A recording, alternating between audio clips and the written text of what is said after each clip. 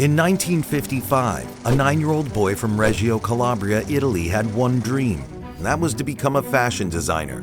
His mom, who was a seamstress, became his early mentor, teaching him a lot. But this boy had an unstoppable imagination. He wasn't satisfied with what he saw in his mother's catalogs. Instead, he let his creativity soar and started making incredible, jaw-dropping designs even as a child. By the time he turned 32, this incredibly talented and ambitious boy, Gianni Versace, had established a fashion boutique, which grew over time into the multi-billion-dollar fashion empire we now know and love, Versace. But just when he reached the peak of his successful career, his life was abruptly cut short, and nothing has been the same ever since. In this video, we'll dive into the captivating story of Versace, the history, the fashion, the controversial logo, and, of course, the tragic murder of one of the greatest minds the world has ever seen.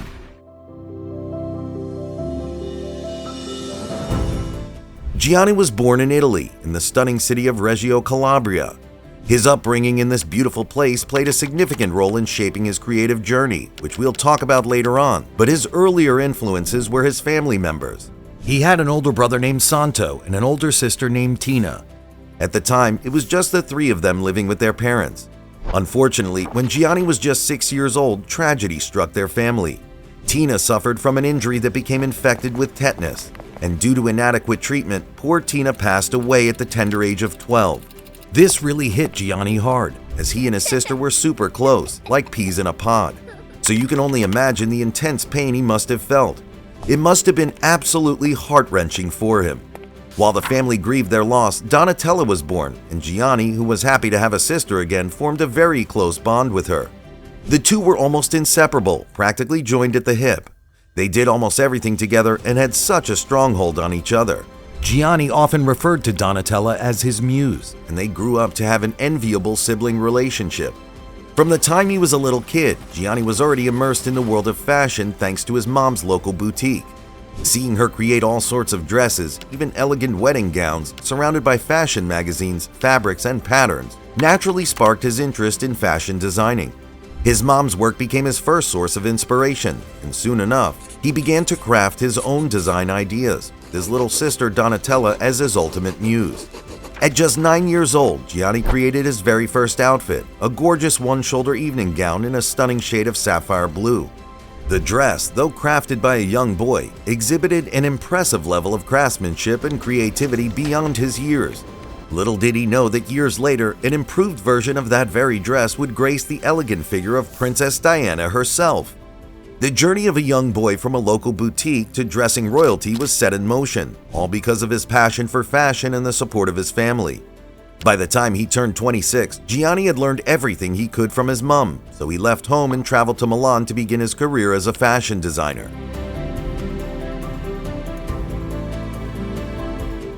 When Gianni arrived in Milan, his fashion design career started almost right away. One would think he'd struggle at the beginning, given the fact that he did not study fashion design, but it was quite the opposite. His creativity and unique ideas made headway for him. One of Gianni's earliest fashion design jobs was at Gianni, a successful Italian fashion brand, where he teamed up with his brother Santos to create a whole new line called Byblos. It was all about bringing a fresh, youthful vibe to the fashion scene, targeting a different audience than the main Versace line. This creation took off like crazy. People loved Byblos because it had this rad style that mixed street fashion, art, and music. It was like nothing else out there, perfect for those who wanted to rock unique and cutting-edge designs. As the years passed, Gianni designed more lines for Gianni, and each one was more experimental than the last. After working for Gianni reflected on the success he has had as a designer. He realized the uniqueness of his pieces was a huge contributor to his success, and so he decided to take the leap and stand on his own. He started out by launching his first signature collection for women at the Palazzo della Permanente Art Museum in Milan. Shortly after, he launched his first fashion show, which proved to be a resounding success, launching him into the spotlight of the fashion world. The show attracted a wide range of industry insiders, fashion enthusiasts, and influential figures. It garnered attention from renowned fashion editors, influential buyers, celebrities, and socialites, all eager to witness the emergence of this talented new designer. The show positioned Versace as a rising star, and his name quickly became synonymous with glamour, luxury, and cutting-edge style. Little wonder he caught the eye of the royal family. In 1978, Gianni finally decided to open his own boutique in Via della Spiga, which is the main shopping street in Milan. He stayed true to his unique designs, attracting so many clients from all over the world to Milan. His designs included bold colors, distinct prints, luxurious designs, and sexy cuts, all of which were the opposite of simplicity. As much as his style attracted a lot of praise, Gianni's work also attracted a lot of criticism. While everyone else created traditional and conservative pieces, Gianni's design were glamorous, sensual, and provocative. He believed that more is more and was not afraid to experiment with bold patterns, intricate detailing, and body-hugging silhouettes. He also used flashy and opulent materials like gold chains and animal prints, which were considered highly unconventional at the time. However, Gianni didn't seem to care. He wasn't one to go by the rules, and he believed not everyone could understand the vision of Versace. He continued to do his own thing and ended up building a grand empire.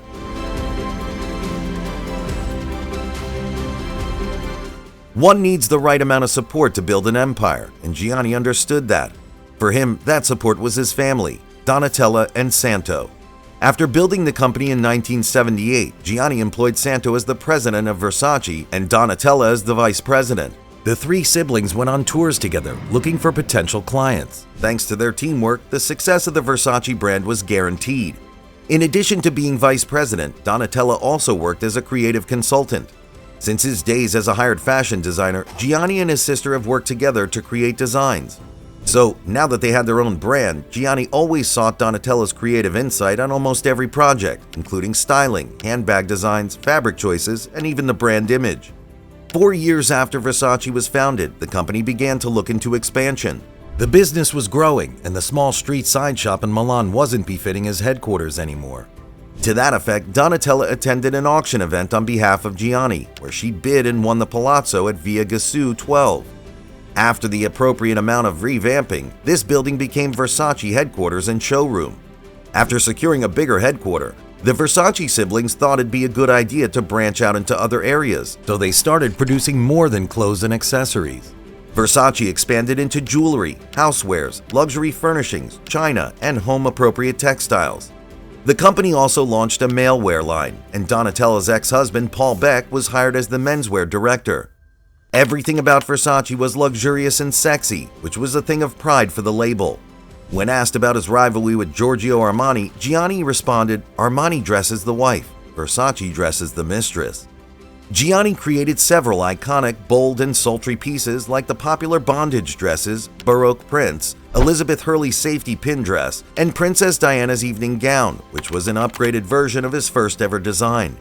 The gown was made of navy blue silk, which perfectly complemented Princess Diana's complexion and eyes, making her look radiant and regal. It featured an asymmetrical one-shoulder neckline, which elegantly exposed Princess Diana's left shoulder and arm, adding a touch of sophistication and allure to the ensemble. The fitted bodice hugged her figure, and the flowing skirt cascaded down to the floor, creating a graceful and regal silhouette. What made this dress particularly eye-catching, however, was its exquisite embellishments. The gown was adorned with intricate beading and sequins, forming an elaborate pattern that cascaded down from shoulder to the floor. This outfit was simply stunning.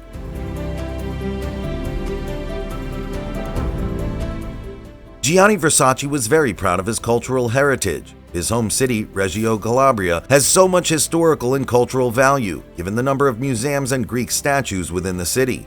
Growing up in a place like this was the reason behind Gianni's love for Greek and Roman history, which he incorporated into Versace. Some of his designs were infused with motifs inspired by Greco-Roman art and other components of historical fashion, but his designs weren't the only things with a piece of history imprinted on them. The idea behind the Versace logo came from Greek mythology. In the company's first 10 years, the logo was just Gianni Versace written out in bold letters, but by 1993, Gianni had an idea. He chose the head of Medusa as the company's trademark. Now, to an average person, Medusa was a monster, half human, half snake, with snakes on her head, and nobody would want to attach their identity to that. But Gianni saw the story in another way. Apart from being a snake woman, Medusa was incredibly beautiful, or so the legends say, and her beauty captivated everyone around her. Once they looked at her, it was impossible to turn the other way because they'd turn into stone, but it also meant she was the center of attention. Exactly what Gianni wanted for Versace. Luckily, no one needs to be scared about being turned into stone, but you have to admit, Versace products have this quality of making one look twice. Ever since its unveiling, the Medusa head has been part of Versace's logo, and although the logo has been tweaked a couple of times, it seems like the Medusa head is there to stay.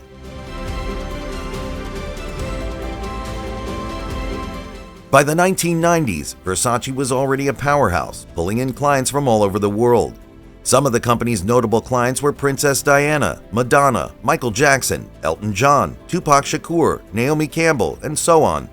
The company's net worth was already as high as $800 million, which is equivalent to over $1 billion today. Things were going so well until tragedy struck. In 1997, Gianni was killed by a psychopath in his own beach mansion in Miami. Gianni was just returning from a morning walk, and as he was climbing up the staircase, Andrew Cunanan, a serial killer, shot him in the head. The entire incident was a mystery, as nobody could find a connection between Gianni and Cunanan, and it didn't help that the murderer killed himself 8 days later. After further investigation, it was discovered that Cunanan was an obsessed and delusional fan of Gianni's, who often bragged about their close friendship. The FBI did some digging and discovered something interesting. Turns out Gianni and Cunanan had actually met before. But here's the thing, their relationship, if they even had one, is still a total mystery. I mean, seriously, so many unanswered questions, but no answer was going to change the fact that Gianni was killed.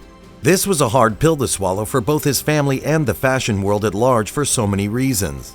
After this tragic incident, Donatella stepped up and took on the creative directorship at Versace, building on her beloved brother's legacy.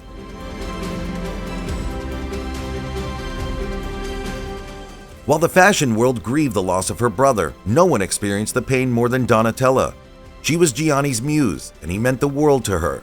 But because many of his designs were inspired by her, and she helped create so many more, she had to step up to do a job only she could do, despite all her grief. People were uncertain about the future of Versace after Gianni's passing, but Donatella courageously presented her first haute couture show for the Versace Atelier precisely 1 year and 3 days later. Despite the pain she carried, Donatella continued to surprise the fashion world with her exceptional talents, honoring her brother's legacy for years to come. As creative director of Versace, Donatella has designed so many iconic pieces, like the popular Jennifer Lopez jungle dress, and her client list includes A-list celebrities like Anne Hathaway, Dua Lipa, Kim Kardashian, former First Lady Michelle Obama, and many more. No doubt, Gianni would have been so proud of her. Today, the company is worth almost $2 billion and has over 130 outlets worldwide.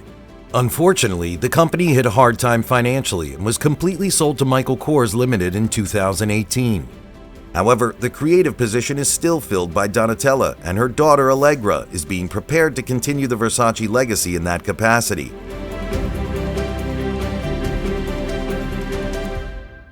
You know, Donatella rocked it as the creative director for Versace. But hey, just imagine if Gianni hadn't tragically lost his life to that psychopath. Who knows, maybe Versace would have reached even greater heights today. But well, I guess we'll never really know for sure. It's just one of those what-if moments that keep us wondering. Let us know what you think in the comments section below. Now, if you think Versace's the only fashion house with an interesting history, you're in for a surprise. The story of the Hermes brand would blow your mind. It's wild, so go check it out yourself right now by clicking the thumbnail on the screen. I'll see you there. Cheers.